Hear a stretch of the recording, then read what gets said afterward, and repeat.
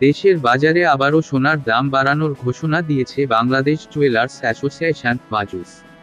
ভরিতে এবার সর্বোচ্চ ১,৬৬৬ টাকা বাড়িয়ে নতুন মূল্য নির্ধারণ করা হয়েছে। দাম বাড়ানোর ফলে ভালো মানের অর্থাৎ ২২ ক্যারেটের এক ভরি সোনার দাম হবে ১,৩৮,৩৩৯ টাকা, যা আজকেও ছিল ১,৩৭,২২৭ টাকা।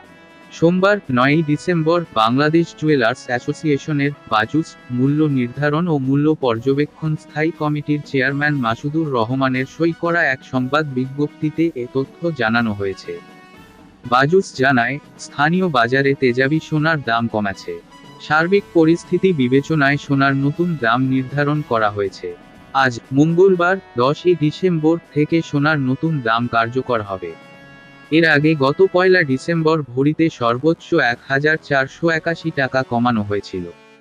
নতুন দাম অনুযায়ী সবচেয়ে ভালো মানের বা ২২ ক্যারেটের প্রতি ভরি সোনা ১,৩৮,৩৩৯ টাকা, ২১ ক্যারেটের প্রতি ভরি সোনা ১,৩২,০৯৫ টাকা, ১৮ ক্যারেটের প্রতি ভরি সোনা ১,১৩,২৩৪ টাকা এবং সনাতন পদ্ধতির প্রতি ভরি সোনা ৯২,৯৩৯ টাকায় বিক্রি করা হবে।